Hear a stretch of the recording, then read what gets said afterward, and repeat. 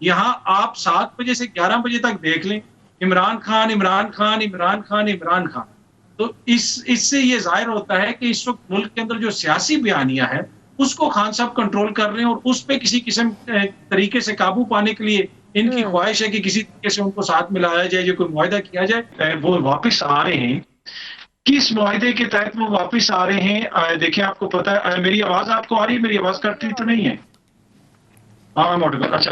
अब अगर वो वापस आ रहे हैं और जिस तरह फरमाया जा रहा है कि वो सियासत में भी हिस्सा लेंगे, मियाँ साहब अदालत से सजा याफ्ता मुजरिम है। क्या किसी पाकिस्तान की किसी अदालत ने उनके ऊपर मुकदमात खत्म कर दिए, उनके केसेस को खत्म कर दिया, उनकी जमानत दे दी? किस गारंटी के तहत वो वापस आएंगे और आके इलेक्शंस में हिस्सा लेंगे? मतलब वो किन लोगों के साथ मामला तय पा रही? इस सारे अमल के बीच में वो अदालतें जिनको मियाँ साहब कहती रही, जो मियाँ साहब को क्या वापस आए, वो तो हमें कहीं पे उनका किरदार तो नजर नहीं आ रहा। अगर आज किसी हाई कोर्ट से कोई फैसला आ चुका होता या सुप्रीम कोर्ट से कोई फैसला आ चुका होता है कि मियाँ साहब की जमानत हो गई है, वो वापस आ सकते हैं, वो सियासी अमल का हिस्सा बन सकते हैं, तो वेल एंड गुड, उनको आना चाहिए। अदालती फैसलों से किसी की सियासत खत्म नहीं होती।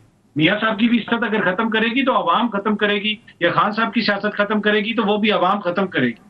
तो मुझे तो खुशी होगी वो आए, सियासत में हिस्सा लें, लेकिन जिन्होंने वोट की इज्जत बहाल करवानी थी, वो किससे मामला तय करके मियाँ साहब को वापस लेके आ रहे हैं? ये एक बहुत बड़ा सवालिया निशान है जिसका हमें जवाब नहीं मिल रहा। अच्छा, अगर आपने बात की है कि नवाज शरीफ साहब की बात हो या इमरान खान साहब की बात हो, दोनों को नाअहल करने वाली आवाम ही है, लेकिन इमरान खान साहब तो खुद ही कह रहे हैं कि नवाज शरीफ साहब को सितंबर तक वापस लाने और मुझे नाअहल करने की मनसूबाबंदी की जा रही है। जब अवाम ने उनको अहल करार दे दिया, इतनी अवाम उनके साथ है इमरान खान साहब के साथ, तो फिर डर किस चीज़ का नाअहल होने से? तो वो उसी चीज का तो डर है कि वो जो उनको जो दूसरों को डर है ना, कि अगर अवाम उनको वोट दे रहे हैं तो वो ये चाहते हैं कि किसी तरीके से टेक्निकल उनको नॉकआउट किया जाए। और दूसरी तरफ ये सोच पाई जाती है ताकतवर हलकों के अंदर कि इमरान खान जो इस वक्त सियासत कर रहे हैं, अगर उसको कोई काउंटर कर सकता है तो वो मियाँ साहब कर सकते हैं। जरदारी साहब जो हैं वो बड़े हाइट किस्म के सियासतदान हैं, लेकिन उनको तो आप लड़काना भी लेके जाएंगे तो 4 वोट कम ही होंगे। वो उनका तो वोट बैंक है नहीं है, वो तो बंद कमरों के अंदर जाके किसी को राजी कर लेंगे, किसी से कोई जोड़ तोड़ कर लेंगे, लेकिन अवामी सियासत में तो उनका कोई किरदार नहीं है। अवामी सियासत के अंदर अगर पंजाब में किसी का किरदार है तो नून लीग का, मियाँ साहब का। तो ताकतवर हलकों में ये सोच पाई जाती है कि अगर आपने काउंटर करना है खान साहब को ऑन द ग्राउंड, तो उसके लिए आपको एक बड़ा लीडर चाहिए होगा। आप किसी को पसंद आए या ना आए, मियाँ साहब की एक स्टैंडिंग है, मियाँ साहब एक बड़े लीडर हैं।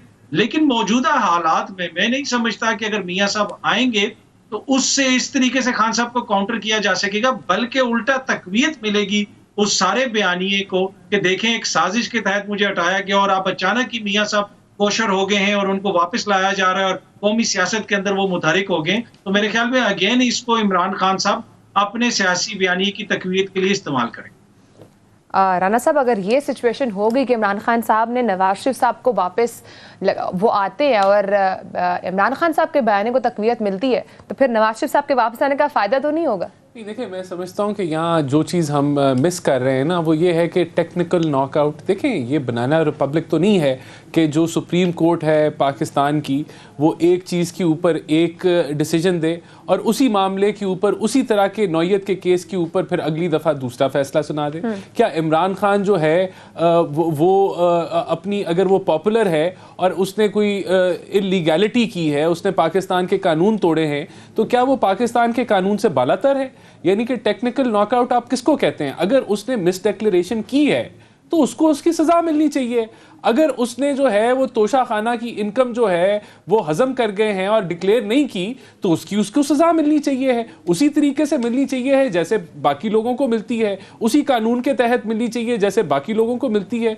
तो ये कहना कि एक पॉपुलर लीडर को हटाने की कोई साजिश है, ये साजिश नहीं है, वो गिल्टी पाए गए हैं। जी, तो ये कैसे पॉसिबल होगा? जैसे भी आपने कहा कि वो अदालतें ही ऑब्वियसली फैसला कर रही होंगी, तो फिर नवाज शरीफ साहब के ऊपर जो फैसला है वो भी तो इन अदालतों ने किया है ना, तो फिर आप ये कैसे कह सकते हैं, आप नहीं, खैर जावेद लतीफ़ साहब भी कैसे कह सकते हैं कि हम उनको जेल नहीं जाने देंगे? नहीं, देखिए, मैं समझता हूँ कि जो भी लीगल तरीका है उसी के थ्रू जाना पड़ेगा, या फिर जो है पार्लियामेंट अपनी रोल अदा कर सकती है, या फिर जो भी लीगल तरीका है उसके थ्रू वो जाएंगे। ऐसे तो नहीं हो सकता कि कोई गैर आईनी कायम करे। आपकी हुकूमत ने कुछ सोचा हुआ है, कोई तरीका, टेक्निकल तरीके से कैसे? कोई ऐसा नहीं सोचा हुआ। लेकिन देखें, बात यह है कि कोई इलीगैलिटी नहीं होगी, वो कानून के मुताबिक चीज़ों को फेस करेंगे, और कोई ऐसा कोई गैर कोई सौदा नहीं हुआ या कोई ऐसी चीज़ नहीं होने जा रही। तो मैं समझता हूँ कि ये भी एक गलत प्रोपेगेंडा है कि कोई डील करके वो आएंगे। जब वो आएंगे तो जो मामलात हैं उसको वो फेस करेंगे, और इंशाल्लाह ताला पाकिस्तान की सियासत में एक कॉन्स्टिट्यूशनली जो है वो हिस्सा लेंगे। लेकिन मैं समझता हूँ कि इमरान खान जो है, क्योंकि उसको पता है कि वो नाअहल होने जा रहा है, और ये नज़र आ रहा है क्योंकि उसका केस जो है वो सिक्का बंद है, तो अब वो प्रोपेगेंडा कर रहे हैं मुख्तलिफ मामलात के ऊपर। मियाँ साहब का राइट है, उन्होंने पाकिस्तान आना है, वो आएंगे, और जिस दिन वो आएंगे मुस्लिम लीग नून जो है उनको भरपूर तरीके से वेलकम करेंगे। ठीक है, अतर साहब आपकी तरफ आऊँगी, थोड़ा आगे मूव करते हैं। वज़ीर आज़म शहबाज शरीफ साहब भी कह रहे हैं कि आज कौमी डायलॉग की ज़रूरत है, जिसका नुक्ता आगाज़ मिसाके मईशत से हो सकता है। इस बयान को फवाद चौधरी साहब ने अहमकाना करार दिया है। क्या इसमें ऐसा क्या अहमकाना चीज़ है? कैन यू गाइड अस?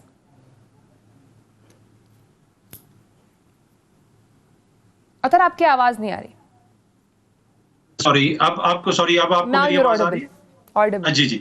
अच्छा, मैं अर्ज कर रहा था कि देखें, कुछ चीजें ऐसी हैं जिसके ऊपर तमाम सियासी जमातें इत्तेफाक कर सकती हैं कि यार ये मसला है, अगर ये कोई लॉन्ग टर्म मंसूबा है, डैम्स के मामलात हैं या दीगर मामलात हैं, उनके ऊपर सबको एक मौकिफ रखना चाहिए।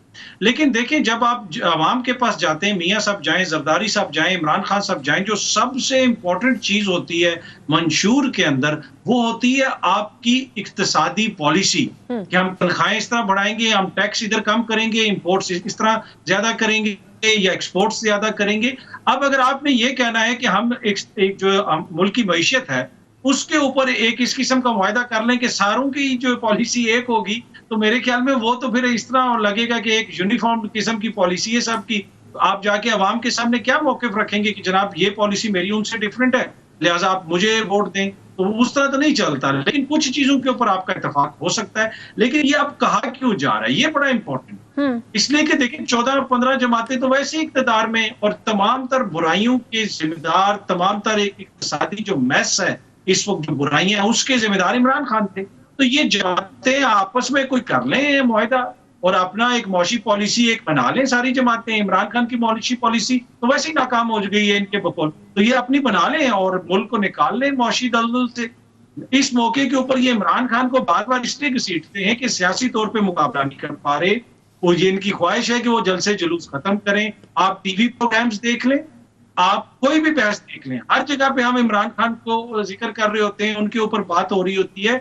और दुनिया में तो ये होता है ना कि जो हुकूमतें होती हैं वो पावर के घर होती हैं, उनको डिस्कस किया जाता है कि आज उसने ये कर दिया, कल उसने वो कर दिया। यहाँ आप 7 बजे से 11 बजे तक देख लें, इमरान खान इमरान खान इमरान खान इमरान खान।